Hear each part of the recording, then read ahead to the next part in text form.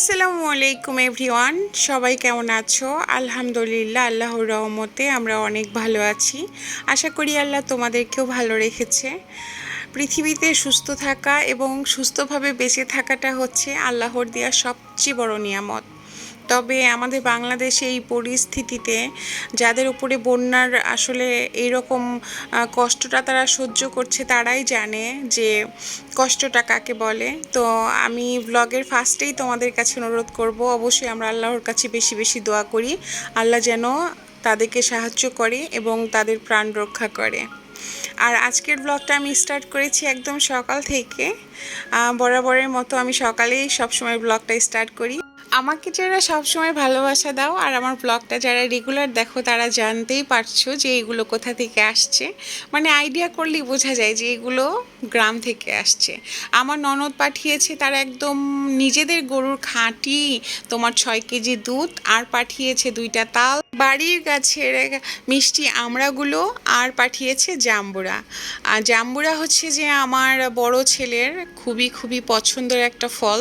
Even তোমার আমরাও তার জন্যই পাঠিয়েছে, কেননা সে টক ফল খায়, মিষ্টি ফল একেবারে খায় না। তাল যেহেতু এনেছে, পিঠা আয়োজন থাকবে। আজকে তালের পিঠার রেসিপিটাও তোমরা পেয়ে যাবে। যদিও গতকাল আমি তোমার কোনো লাইফস্টাইল ব্লগ শেয়ার করি নাই, শুধু তালের পিঠার রেসিপিটা শেয়ার করেছিলাম। অবশ্যই তোমরা দেখে নিও, তাহলে তোমাদের একটা আইডিয়া চলে আসবে। আর আজকে আজান বাবার ফার্স্ট ডে অ্যাট স্কুল, বা তার স্কুলে আসলে প্রোগ্রাম আছে, ওরিয়েন্টেশন প্রোগ্রাম, যার কারণে আমরা হচ্ছে যে রূপায়ণ সিটি উত্তরা ডেফোডিল ইন্টারন্যাশনাল স্কুলে যাচ্ছি। আর ওদের বাবা যাচ্ছে অফিসে, তো আমাদেরকে একটু নামিয়ে দিল।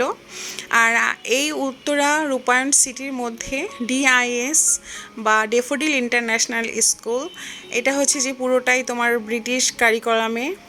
তো এই স্কুলে এবার আমি আমার আজান বাবাকে অ্যাডমিশন করিয়েছি। জাস্ট রূপায়ণ সিটির মধ্যে তোমার 1 মিনিট 2 মিনিট গেলেই হাতের ডান পাশে এই ডেফোডিল ইন্টারন্যাশনাল স্কুলটা অবস্থিত। তো এই স্কুলের পরিবেশ এবং সব কিছু মিলিয়ে আমি কিন্তু একেবারে অনেক মানে মুগ্ধ। মানে আমি খুবই খুশি হয়েছি যে তাদের আসলে সব কিছু দেখে A to Z আমি মানে যখন থেকে তার অ্যাডমিশন করিয়েছিলাম তারপর থেকে সব কিছুই আসলে অবজারভেশন করেছি। তাদের সব কিছুই অনেক অর্গানাইজড, আর এই জিনিসটা আমার খুবই ভালো লেগেছে। তো যেহেতু ওরিয়েন্টেশন প্রোগ্রামটা ছিল, যার কারণে প্রিন্সিপাল স্যার বা ভাইস প্রিন্সিপাল ম্যাডাম লেকচার দিচ্ছিল আর আমরা শুনছিলাম। তো সেখানে কিন্তু একটা মনে করো ব্রেকফাস্টেরও একটা আয়োজন ছিল। সো সিঙ্গারা দিয়েছে, নারিকেলের নাড়ু আর চা কফি তোমরা খেতে পারো এইরকম। তো এখন তোমার প্রিন্সিপালদের হচ্ছে যে কথাবার্তাগুলো শেষ হওয়ার পরে আমরা তোমার ক্লাসরুমে চলে এসেছি।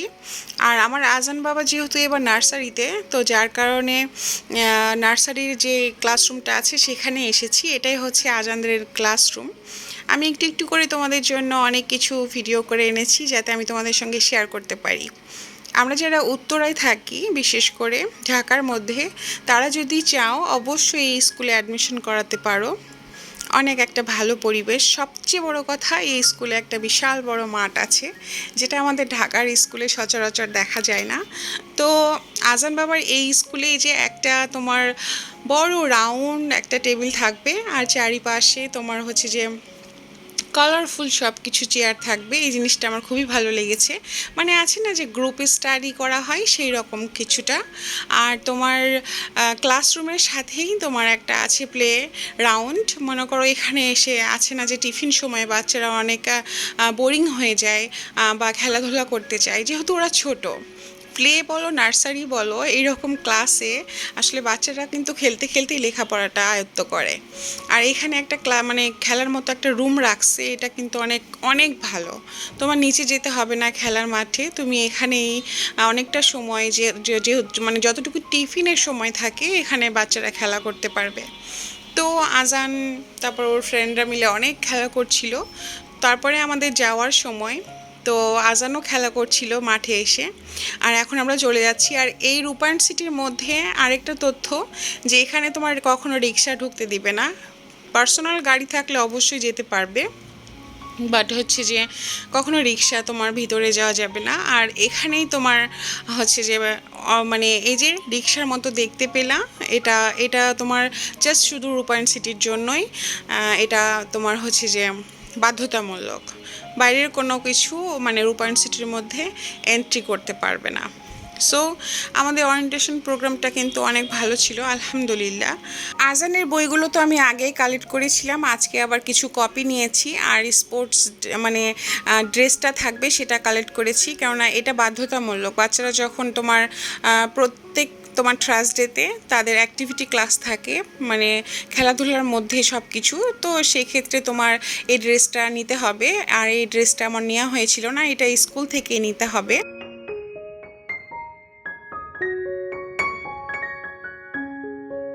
তোমরা যারা আমার ব্লগটা দেখছো অবশ্যই আমার ছোট ছেলের জন্য দোয়া করো, যেন আমরা বাবা মা হিসেবে যতটা স্বপ্ন নিয়ে তাকে ডেফোডিল ইন্টারন্যাশনাল স্কুলে দিলাম, সেই স্বপ্নটা যেন আসলে ফুলফিল হয়, আল্লাহ তাআলা যেন আমাদের উপর সহায় হয়।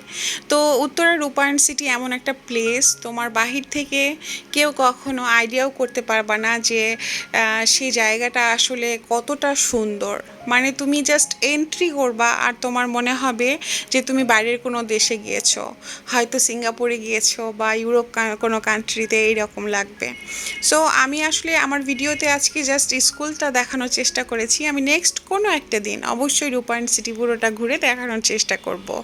তবে বেস্ট প্লেস, আই হোপ যে আসলে সব কিছুই যেন আল্লাহ তাআলা ভালো করে। তো আমি যেহেতু একটা হাউস ওয়াইফ, দেখো আমাকে কিন্তু অনেক কিছু একসঙ্গে মেনটেন করে চলতে হয়। বাচ্চাকে স্কুলে নিয়ে গেলাম, ওখানে 2-3 ঘন্টা প্রোগ্রাম ছিল, তারপরে বাসায় এসেই আমি জাস্ট আমার বোরখাটা খুলে আমি রান্নাঘরে চলে গিয়েছি। আর আজকে রান্নায় ছিল তোমার ধুন্দুল দিয়ে পাবদা মাছ। আর মনে করো রান্না বান্না শেষে তারপরে বাচ্চা, আমার আজান যেহেতু অনেক মানে সকালে উঠে গিয়েছিল ঘুম থেকে, যার কারণে তাকে ঘুম দিয়েছিলাম। আবার তোমার সন্ধ্যাবেলা আমরা নাস্তাও করলাম, আমি আমার ননদ বসে বসে।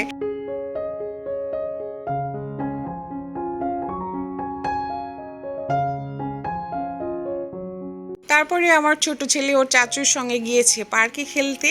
আর এই সময়টা আমি একটু ফ্রি বসেছিলাম। আর দিনের বেলা না, সত্যি কথা, আমি একেবারে সময়টা না, মানে মনে হচ্ছে যে আমার কাছে সময় একদম অল্প হয়ে গিয়েছে, আমি কোনো কিছু করে না শেষ করতে পারছি না, এইরকম মনে হচ্ছে। তো যাই হোক, আসলে আমার আজান যেহেতু আগে তানজিমুল উম্মাহ ইন্টারন্যাশনাল তাহফিজে ওকে প্লেতে দিয়েছিলাম, যেখানে আমার বড় ছেলে আপাতত পড়ছে, তো সেইখানে না তোমার হচ্ছে যে তার মর্নিং ক্লাসই শুরু হতো সকাল 11টা থেকে, আর আজান বাবারটা শুরু হবে তোমার হচ্ছে 8:30 থেকে। তো দ্যাটস ওয়াই আমাকে তোমার বড় ছেলের জন্যই কিন্তু উঠতে হয় তোমার 6টার সময়, তারপরে আবার ছোটটাকে দিতে হবে, মানে উঠাতে হবে 7টার সময়, এই রকম।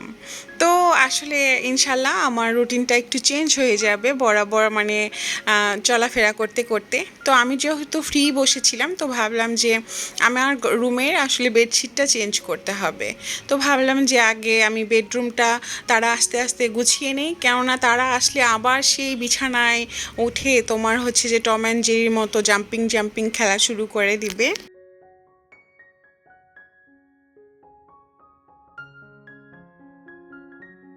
আমার উপর দিয়ে না একটু ব্যস্ততার ঝড় কাটছে আসলে।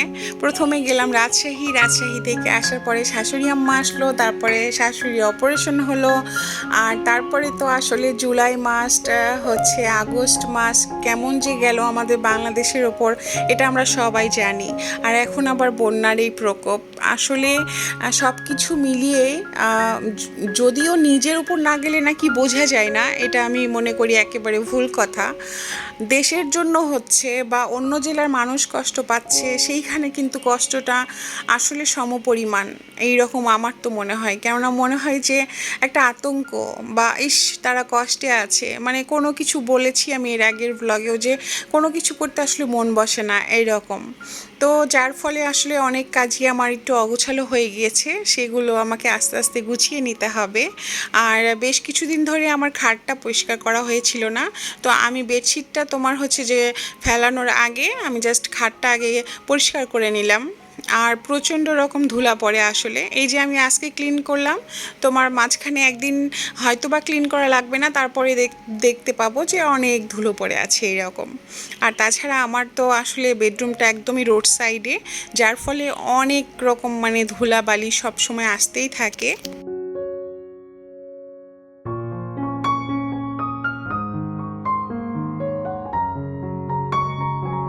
বাসায় যখন হাজবেন্ড বা বাচ্চারা থাকবে না, সেক্ষেত্রে কিন্তু মনে হয় যে আমার ফেলে রাখা কিছু কাজ আছে, সেগুলো আমি সুন্দর করে গুছিয়ে নিতে পারি।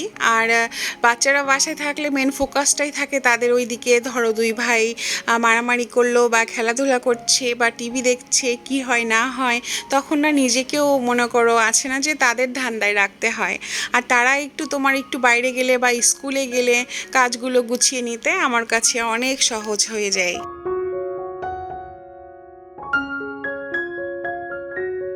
আমি মনে করি প্রত্যেকটা মেয়ে মানুষ, বিশেষ করে যারা ম্যারিড এবং আনম্যারিড যেটাই হোক না কেন, আমরা মেয়ে মানুষরা কিন্তু আসলে ঘর গোছাতে অনেক পছন্দ করি, অর্গানাইজ করতে অনেক পছন্দ করি।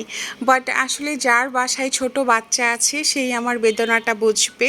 আর যারা তোমার ধরো নিউলি ম্যারিড হয়েছে বা আপাতত তোমার হচ্ছে যে কোনো বাচ্চা কাচ্চা হয় নাই, তারা একটা কাজ সুন্দরভাবে গুছিয়ে রাখলো, ওইটা যদি তারা নিজ হাতে না সরায় কখনোই সেটা এলোমেলো হবে না। আর বাচ্চাদের ক্ষেত্রে ও মাই গড, মানে ভাষা নেই বলার। শুধু আমার ভাষাটা বুঝবে যাদের বাচ্চা আছে, তাও আবার দুইটা ছেলে বাচ্চা যদি হয়ে থাকে, তাহলে তো সব কিছু তোমার ইম্পসিবল।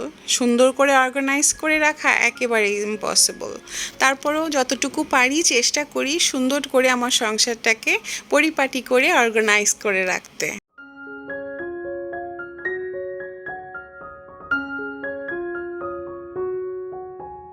তো এখন পার্ট চলে আসছে পিঠাপুলির বিষয়। আর আজকে বানাচ্ছি আমি তালের পিঠা বা তালের বড়াও বলতে পারো, তালের ফুলুরিও বলতে পারো। আমি গতকাল তালের পিঠার পুরো রেসিপি তোমাদের সঙ্গে শেয়ার করেছি, সেই ব্লগটা দেখে নিতে পারো। আর যারা আজকে নতুন আমার এই ব্লগটা দেখবা, তাদের জন্য আমি সংক্ষেপে আমার তালের রেসিপিটা তোমাদের সঙ্গে শেয়ার করে দিচ্ছি। তো আপু আমাকে অনেকখানি হেল্প করেছিল তালের পিঠাগুলো বানাতে। আর এদিকে আমার দুষ্টু পাজিগুলা মনে করো খুব এনজয় করছিল আশেপাশে বসে থেকে। আর আপু হচ্ছে যে তোমার তালগুলো, যেহেতু আমরা ঢাকা শহরে থাকি, মনে করো তালের এই রসটা বের করানোর যে মানে আসলে পাত্রটা থাকে, সেটা আমার কাছে ছিল না, যার কারণে আপু এই ঝাঁকাটা ইউজ করেছে। অনেক সুন্দর করে পরিষ্কার করে নেওয়া হয়েছে। আর এদিকে আমার বড় ছেলে বলে যে এখনই আমরা খাবো বা জাম্বুরা খাবো, এই রকম কিছু। মানে বাচ্চারা না একটা কাজ দেখলে আরেকটা কাজের তোমার অজুহাত সৃষ্টি করে। তো যার কারণে তার আবদার ছিল যে সে আমরা খাবে, তো আমার মা তাকে আমরা ছিলে দিয়েছে। আর এদিকে যেহেতু আমি তোমার হচ্ছে যে শুধু তালটা দিয়ে যে আজকে পিঠা বানাবো তা না, তালটা আমি কিছু তোমার জাল দিয়ে ডিপ করে রাখবো, যাতে অবশ্যই যখন মন চাবে আমরা বের করে খেতে পারি।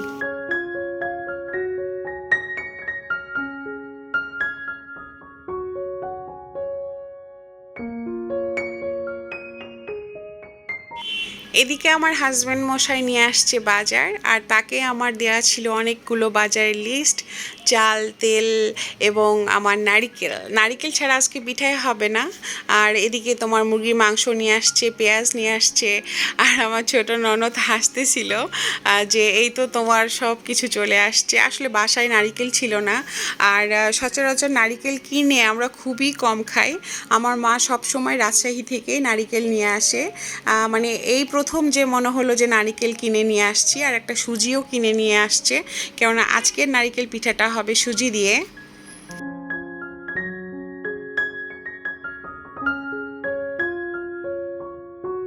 ছোটবেলা থেকে দেখে এসেছি আমাদের মা চাচিরা না সবসময় পিঠা করতো তোমার রাতের বেলা বা সন্ধ্যাবেলা। আর যখন পিঠাপুলি করতো তখন একেবারেই চুলার কাছে যেতে দিত না। যদিও এগুলো একটা ভ্রান্ত ধারণা, তারা মনে করতো যে চুলার কাছে গেলে হয়তো তেলের পিঠাটা ফুলবে না বা বাতাস লাগতে পারে, বাচ্চাদেরকে তোমার পিঠা খেয়ে বাইরে যেতে দিত না, জিনভূতে ধরবে বলে নানা রকম তোমার কুসংস্কার পালন করা হতো। তবে ঢাকা শহরে কিন্তু এটা একেবারেই নেই। এখন কিন্তু গ্রামেও নেই, তোমার সচরাচর এগুলার আসলে বিশ্বাসযোগ্য বিষয় না। তবুও অনেকে মানে, অনেকে মানে না। আর এদিকে আমার ননদ না থাকলে এই যে সুস্বাদু যে আমি তালের পিঠার রেসিপিটা শেয়ার করছি, এটা একেবারে ইম্পসিবল ছিল। আজকে তালের পিঠায় থাকছে সুজি, নারিকেল, তাল এবং চালের গুঁড়ো আর হচ্ছে যে আটা। সবগুলো তোমার আমি একটা বাটিতে করে একদম সমপরিমাণ সবগুলো সমান সমান করে নিয়েছি। তাল তোমার উপর ডিপেন্ড, তুমি কতটুকু দিবে। আর নারিকেলও তোমার উপর, অনেকে তোমার বেশি বেশি নারিকেল দেয়, সেটা তাদের আসলে পছন্দ অনুযায়ী বা চাহিদা অনুযায়ী। তবে আমি কিন্তু তোমার অর্ধেক হচ্ছে যে মানে এক বাটির অর্ধেক হচ্ছে নারিকেল দিয়েছিলাম, কিছু কালিজিরাও অ্যাড করেছি, আর লবণ তো স্বাদ মতো দিবেই।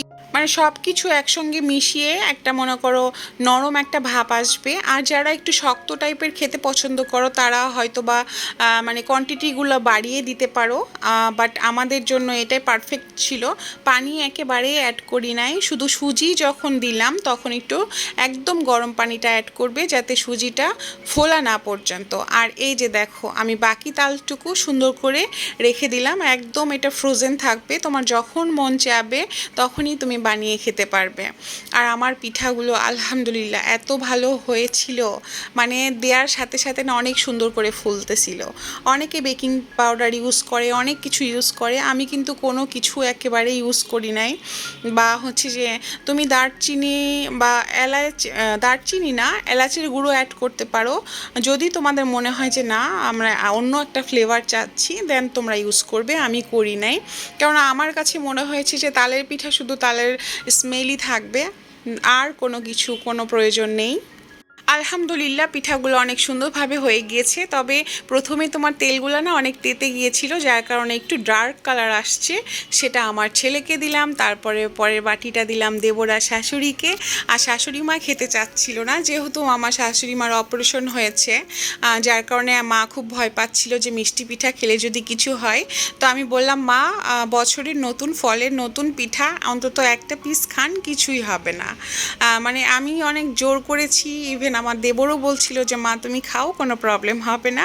যার ফলে আমার শাশুড়ি সাহস করে তোমার একটা পিঠা হাতে নিয়েছে। তবে আমার শাশুড়ি দেবর সবার পিঠা অনেক পছন্দ হয়েছে, মানে যতটা নরম ততটাই ক্রিস্পি ছিল, আর তোমার ভিতরে কোনো রকম কাঁচা ছিল না, যার কারণে আসলে পিঠাটা সত্যি কথা অনেক টেস্ট হয়েছিল। আর এবার হচ্ছে যে আমার হাজব্যান্ডকে দেওয়ার পালা, এটা এনেছি আমার হাজব্যান্ড মশাইয়ের জন্য।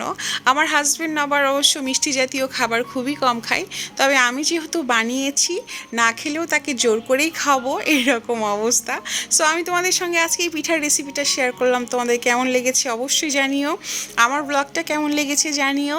আর রূপায়ণ সিটির আমি স্কুল সম্বন্ধে তথ্য দেওয়ার চেষ্টা করেছি। আই হোপ কেউ যদি মানে উত্তরায় যারা থাকো তাদের একটু হলেও উপকার হওয়ার কথা।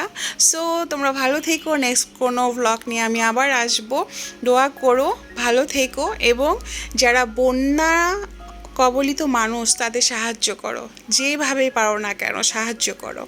সো আজকের জন্য আল্লাহ হাফেজ।